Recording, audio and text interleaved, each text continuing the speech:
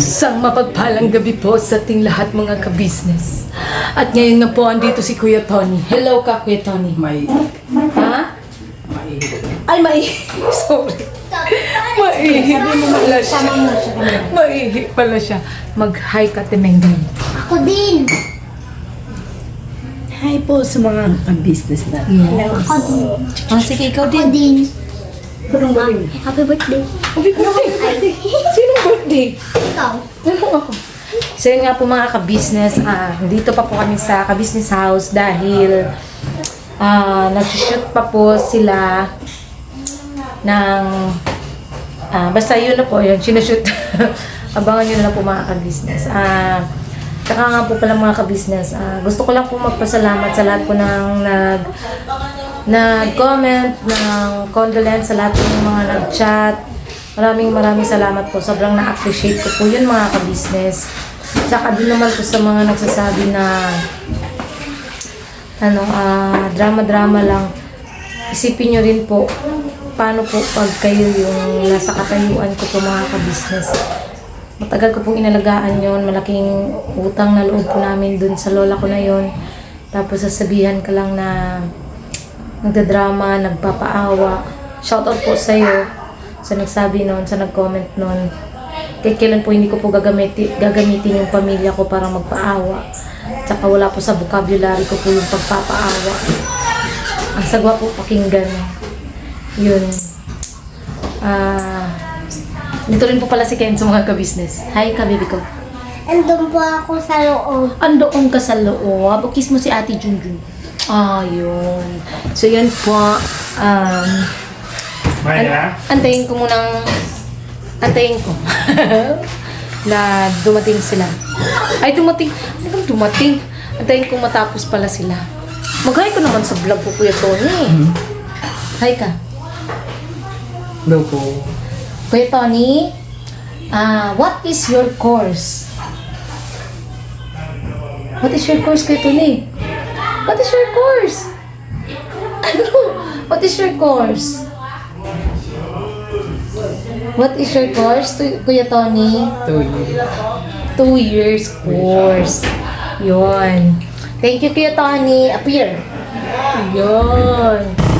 Yun, isang mapagpalang umaga po sa ating lahat mga ka-business. Yun. Ay, mapagpalang umaga. Mapagpalang gabi pala. Diba yan? Yun nga po mga ka-business, kakatapos lang po namin mag-shooting pa. Opo, kakauwi lang din namin. Yes po, kakauwi lang po namin mga ka-business. At dahil gabi na, kami ay bibili na lang po ng pagkain na ready. Ano po, yung ready to eat na lang po mga ka-business. Kasi wala na po time talaga magluto, anong oras na po. Bili na lang kami sa 7-Eleven ng may kanin at saka ulam na po. Mura lang naman kasi mga ka-business, sa 38 lang, 38 or 39 yata yun. Yung isang parang pack lunch niya dun sa kasi nagugutom kami mga ka-business. Although kumain po kami kanina sa sa ka-business house, pero hapon pa po kasi yun, ngayon anong oras na po, kaya yan, bili muna kami.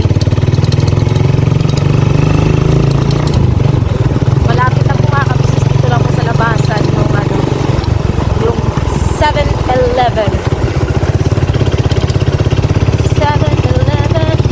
Char. Diba kahit gabi na may energy pa rin mga ka-business. Abangan niyo po mga business. Yung Teleserye. Shooting. yes, yung po, yung kinalabasan ng pinaghirapan namin ng buong team. Yung top 10 dumbbell. Yun. So yun mga ka-business, dito na kami sa 7-Eleven. Maghanap-hanap tayo ng pwedeng kainin. Tara pang. Yun po mga ka-business. Maghanap tayo ng pwedeng kainin.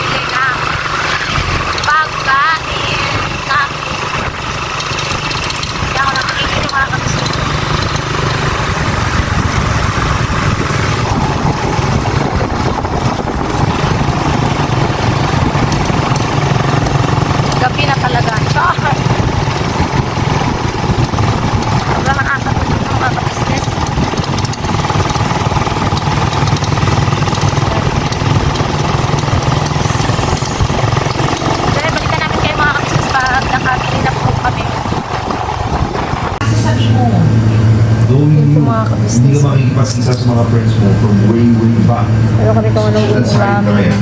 And you're insecure with your current status. Nahihiya ka nga sa pinagdaanan mo. Losing your job, losing your business, losing yourself after the Yun po mga kabisnes. Ito po yung nabili namin. Ito ang kay Bay. Ito naman po yung sa akin. Wala na talagang ibang mga kabisnes kasi sobrang nagugutom na po. Yan. Madali ang ano na lang po mga kabisnes. Pagkain. Wait lang. Ayusin na natin yung camera. Ano pa? Ayan. Kasi pa-pray muna tayo pang. Anak mo ako, nasa po natin. Tayo sa mga harapan. Dahil po ang buhay po mo sa pangalan po ni Jesus. Amen. Kaya po mga business. Kain po tayo mga ka-business. Si Kuy Kuy po ay natutulog na po. Hindi lang po namin ginising kasi tulog na po. Tsaka po pala mga ka-business, unang-una po sa lahat, gusto ko po munang magpasalamat bago po ako kumain. Gusto ko po magpasalamat muna sa mga yung mga nag-message, nakisimpatya. Maraming salamat po sa inyo. Sana po, ito nga po pala dun sa mga nagtatanong kung uuwi po ba ako. Ito na po yung decision ko mga ka-business. So far po, yun, napag-desisyonan nga namin ni Bay dahil wala naman po talaga kaming enough. Ay hindi, may pera naman. Enough naman yung ipon. Kaso nga lang, gaya nga ng sabi ko po mga ka-business. Hindi po namin gagalawin po yung ipon namin. Imbis na yung ipapamasahe ko pa uwi doon, ipapadala na lang po namin doon sa, diba, sa probinsya pang, no? Kila auntie. Tapos, doon nga po pala kay, wait lang, meron ako isang kasi dito kanina, yung iBars YouTube. Wait lang, hanapin ko siya. Bakit? Di kasi siya marunong para bang wala siyang pakiramdam. Yun bang wala siyang pakiramdam mga ka-business? Nakakasakit lang ng damdamin ba? Wait lang. iBars YouTube 5357. O ayan, shout out po sa'yo. Yung comment mo na sinasabi mo na sobrang idol mo si Bay. Okay, andun na tayo sa sobrang idol mo. Pero yung bang, sana matuto kang makiramdam na nasa pa po ako, nasa time pa po ako na nagdadalamhati ako. Although nakikita nyo, nakangiti ako, nakikipag-participate ako sa vlog. Kasi syempre, ilabas natin yung personal na, ano nga ba tawag dun pa? Personal na nararamdaman, hiwalay natin sa trabaho. Ganun yung mga ka-business. Pero hindi alam ng karamihan, gusto ko pa pang kanin to. Hindi alam ng karamihan kung gaano po ako durug na, yun nga po nawala na yung lola ko. Sana naman po, intindihin nyo rin po mga ka-business, masakit din po sa akin yung nangyari na nawala yung lola ko. Tapos dun po siya nagsabi, kasi pa may nag-comment, sabi niya, nagpapaawa lang daw ako at ang OA ko raw. Sorry po saan po nanggagaling yung word na nagpapaawa? Bakit ako magpapaawa? Para saan? Porque ba't shinare ko na wala na yung lola ko? Nagpapaawa na ako? Para daw, Para daw, mahiya daw kami kila kuya na iasa namin lahat sa ka-business. Wala naman po kaming hiningi ni piso kila ate, kila kuya na para makauwi ako. Wala po mga ka-business, wala pong ganun eh. Nakakasakit po ng damdamin. Sana po maging aware din po tayo na tao lang din po ako mga ka-business na sasaktan. Napapagod sa mga katulad yung hindi marunong umintindi. Nakakasakit po kayo ng damdamin. Sa totoo lang po mga ka-business. Ayan mo na yun. Yung mga ganyan kasi yung mga tao kasi masigit pa yan sa akin na walang pinag-aralan. Ay, ayoko naman sana pansinin pa. Pero yung, Yan, doon sila masaya eh. lalo na yung iBars YouTube, Doon sila masaya eh. nabasa ko siya kanina sa ano, sa comment section ng Ka-Business Official. Nireplyan ko talaga siya. Napaka-KSP mo po sa totoo lang. Ano naman kung pakialam nyo kung ako ang kinuha nila kuya na gumanap bilang madam? Kasi parang nilalait niya eh. Nanglalait siya eh. Nilalait niya ako. Bakit? Ikaw ba? Maganda ka ba? Nagalit lang siya. Ang pagkakaalam ko lang ha, nagsimula siyang galit na galit sa akin. Yung nagbanggit ako na yung pearl ng milk, ng shake, ay ng milk tea, nakakasama sa kalusugan ng tao. Ang dami kayong nag-comment na sa ibang bansa, pinagbabawal na pala yung nga ng pearl dahil nga hindi siya maganda talaga sa katawan, lalo na pag nasobrahan. Dun siya, yung iBars YouTube, galit na galit kasi siniraan ko daw yung produkto, tapos ganun daw yung tinitinda niya. Pakialam ko naman kung anong tinitinda mo, oy. Pakialam ko sa'yo. Kanya-kanya tayo ng kinabubuhay. At saka, wala naman ako sinisiraan. Sinasabi ko lang para maging aware kasi maraming mga kabataan ang laging umiinom or nag-ano ng milk tea. Diba? Alam mo kasi, ang dami kasing naiinggit sa posisyon ko. Kaya ang dami nilang pwedeng banggitin na wala naman silang pruweba, wala naman silang patunay. Kaya, ayan mo na yan. Hindi. Ang nakaintindi nga sa atin, hindi nga nagko-comment eh. Pakano lang ba? Pero, Yung bang parang, kasi sa kanya parang walang pakiramdam. Nasa panahon kami mga kabisnes na nagdadalamhati, wag naman sanang ganun na magko-comment ng may, ano ba yung comment niya kanina dun sa sabi niya, mayaman pala si Junjun tapos sabay madaming tawa. Nakakatawa ka ba? Anong nakakatawa? At least ako, marunong ako mag-acting. Ikaw, anong talent mo? Diba? Mag-inggit, pikit. Ganun lang yun. yan mo. May stress lang tayo dyan sa mga ganyan. Stress naman talaga. Sa totoo lang, stress talaga ako ngayon mga ka-business kasi nga, Sa atin, kung hindi sila manonood, damdamin nila yun eh. Ang sa amin lang mga business, ay suyo po kami sa inyo. Sana, magbago na po tayo, 2024 na po eh. hindi naman sa ganun pa na kung ayaw nila manood. Respeto lang, bilang respeto po. Ang sa amin ng mga ka-business, kung ayaw nyo man po sa amin, bilang respeto man lang po, wag naman po sana yung makasakit kayo ng damdamin ng tao. Kung ayaw nyo, di nyo po gusto yung content namin, pwede nyo naman, skip. pwede nyo naman, kahit di nyo i-skip, pwede naman po na hayaan nyo lang po dyan. Para kahit paano, malaking tulong po yan sa amin mga business. Kaya nga sobrang nagpapasalamat ako lalo na dun sa mga nagme-message sa amin mga ka-business na sinasabi na paulit-ulit nilang pinapanood yung videos, hindi sila nag-i-skip ng ads, mga ganung mga So, bagay. lang yung sinabi mo kanina na yung wala naman tayong hinihingi ng kahit peso nila kuya na ate. Oo, naintindihan ko po yan mga ka-business, pero alam ko sila kuya at ate. Hindi po yan magdadamot. Hindi po yan sila nagdadamot sa mga material na bagay po mga business. Kung sakali man na gusto kong umuwi at humingi ako ng tulong kila ate, kila kuya, alam namin na hindi kami tatanggihan nila ate at kuya. Ang sa akin lang kasi, syempre, Sayang po, sayang. Kasi halimbawa kung uwi si Junjun, di naman mabubuhay yung lula ni Junjun eh.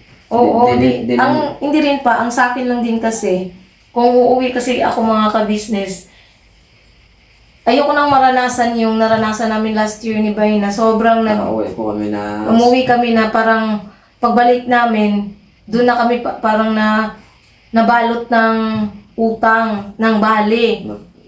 Pero awa ng Panginoon Diyos, tapos naman po mga business. Yun. Salamat din po nila ate kasi hindi naman po nila kami siningil na ako. Hindi kami nila, sila ate at kuya, lalo na si ate, sinasabi ni ate na, kung magkano lang yung kaya mong ibigay na pambabawas, ibabawas. Minsan nga, hindi pa nga kami nagbabawas mga ka-business, isa totoo lang. Minsan hindi kami nagbabawas. Wala kang maririnig ni anuman kila ate, kila kuya. Saludo po ko sa kanila kuya at ate.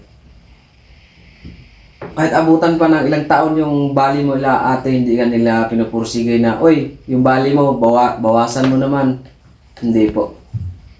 Kakasakit lang kasi kayo ng damdamin mga ka-business yung iba eh. Yan mo na yan. Akala nyo porket ang dami kong naging Dapat pagkakamali. sana natin mga business dapat suportahan na lang natin yung anong tawag nun, yung ano ni kuya, tawag nun? Serye? Yung suportahan na lang po natin yung share ni kuya. Hindi pa. Andun naman tayo, lagi naman sumusuporta yung mga ka-business natin eh. Hindi naman nawawala yung suporta ng ka-business. Hindi, ang sa akin ba, yung sa topic natin na yun sa mga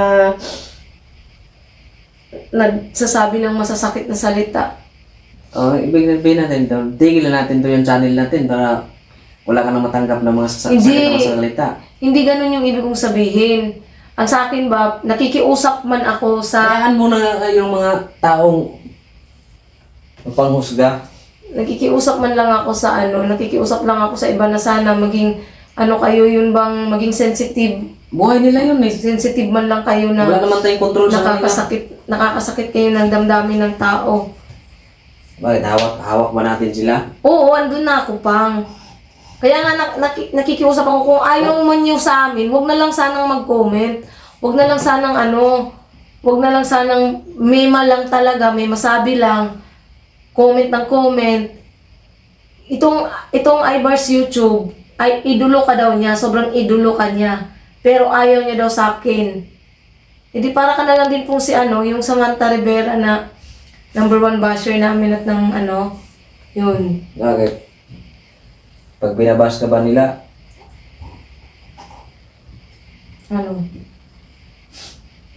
paapikto ka? Hindi man ako nagpapapekto dun sa mga bashers na pero yung mga, siyempre gusto ko lang din sagutin yung nagsasabi na, hindi ba kasi bash din tawag siguro dun yung pang nagsasabi na, nagpapaawa. Parang ang lang pakinggan ba, ang sagwa pakinggan na nagpapaawa porket nabanggit na namatay yung lola ko. Feeling nagpapaawa. Kakapagtaka naman yung gano'n na nagpapaawa. Hindi mo maintindihan kung nagpapaawa kung para saan.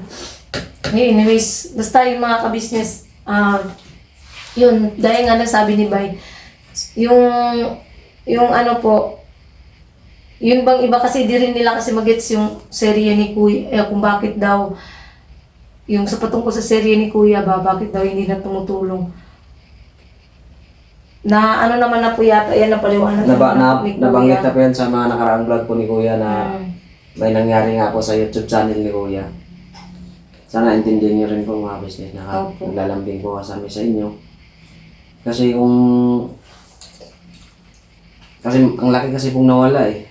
Gumagawa lang po ng paraan si Kuya Gumawa na lang po ng paraan si Kuya para kahit pa paano. Pag may na po, sapat naman na pondo. Pero kung maibalik yan sa dati yung channel ni Kuya, alam nyo naman po si Kuya eh. Hindi yan pumapayag na hindi makatulong.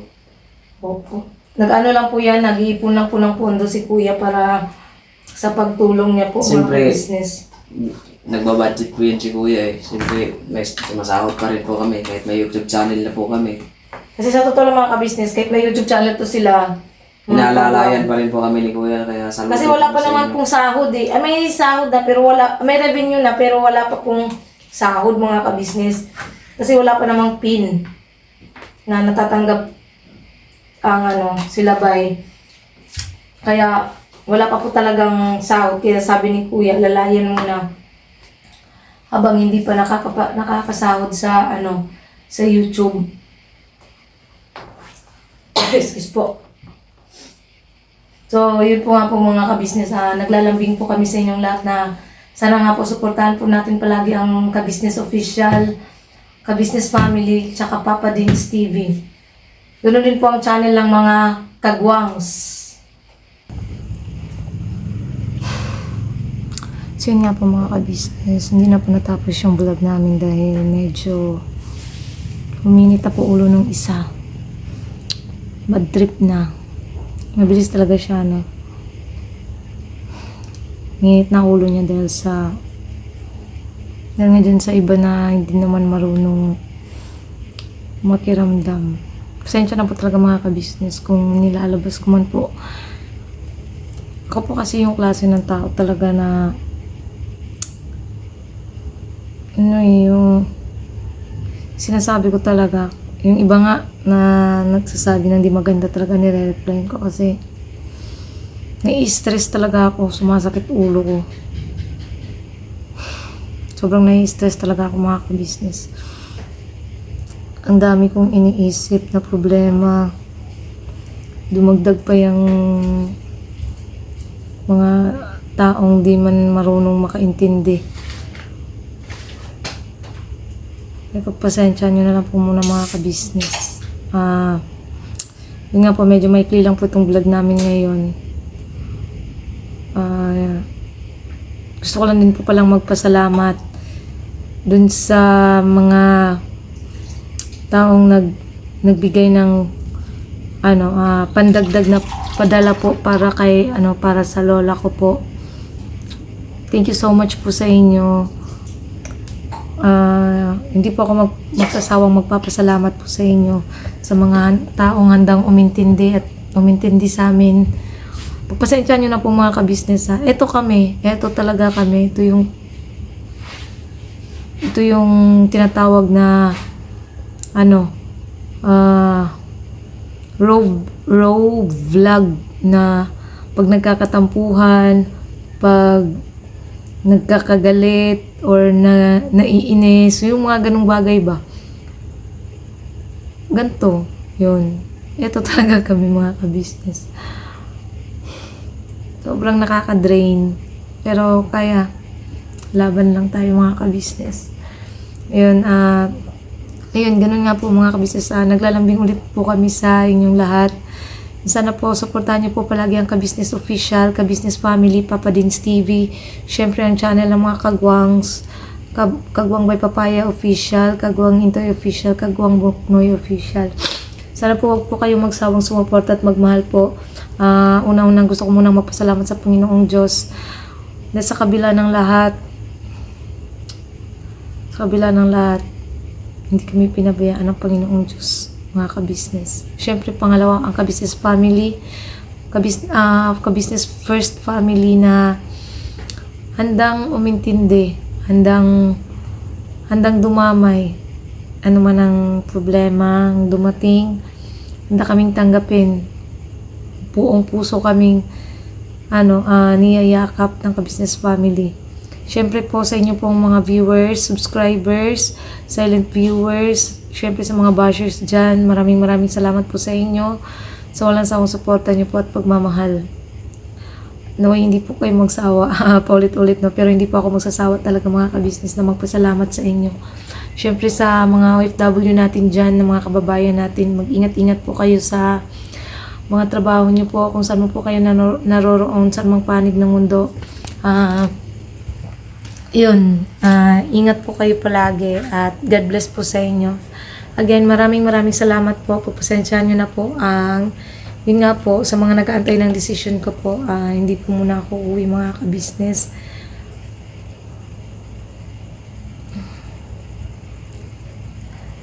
Basta Lola, alam ko na iintindihan mo naman ako. Iintindihan nyo ako nila Auntie Mabel. Gabayan mo lang po palagi sila Auntie Mabel at saka si Tito Bobong at si Tita Marta, Lola. Kung saan ka man po na ngayon naroroon, kayo ni Lolo, kakasama na kayo. Alam ko magiging masaya ka na kasi kakasama mo na yung mga taong mahal mo na naunang namayapa. Yun. God bless po sa ating lahat mga ka-business. Birabanat lang po. Never say goodbye. Tomorrow is another day. Bira.